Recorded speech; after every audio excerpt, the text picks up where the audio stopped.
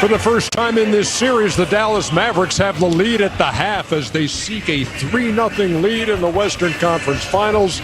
It is 60-52 as we welcome you to American Airlines Center, AAC as they call it here in Dallas, for the American Express Halftime Report.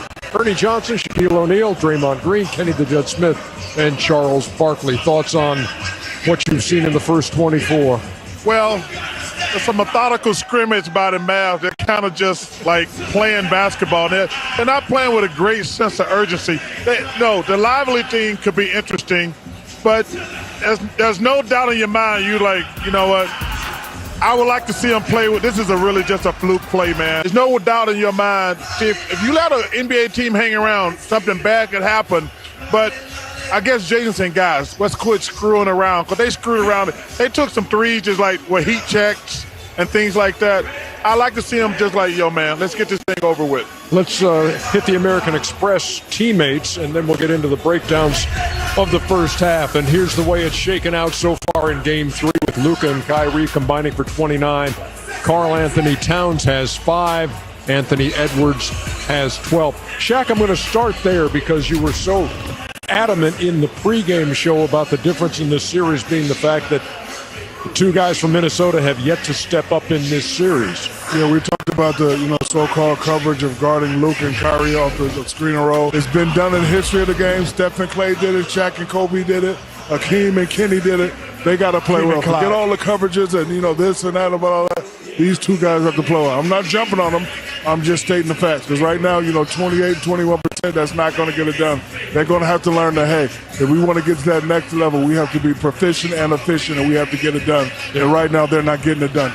Towns is 2 out of 10 in the first half. Terrible, Ernie. 0 for 5 from deep, and now in the series from 3, he is 3 for 19.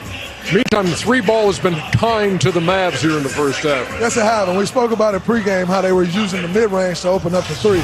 And today they came out firing. And to Chuck's point, Chuck was saying, those guys are just missing shots. They're getting wide open. Get the ball to the other side as fast as you can. That's what they did. Derrick Jones Jr., 3 for 3 at home, knocking the shots down. Let's go more in-depth into the Dallas offense.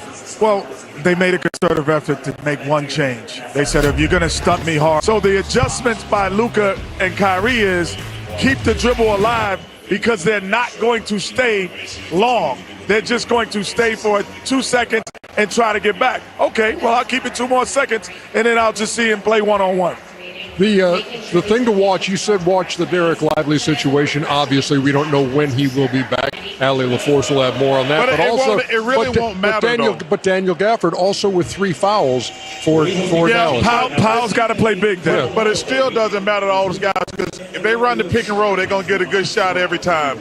Because they're either going to blitz it, or to Kenny's point, they're going to get out of there, and Luke and Kyrie going to go one-on-one.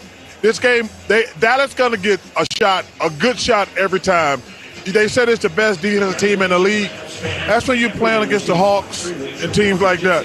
When you're playing against these two guys, if the Mavs make some shots, it's a wrap. I mean, this defense that you said was the best you've ever seen in your life? Is that the defense you're talking about? Yeah, game 1 and game 2.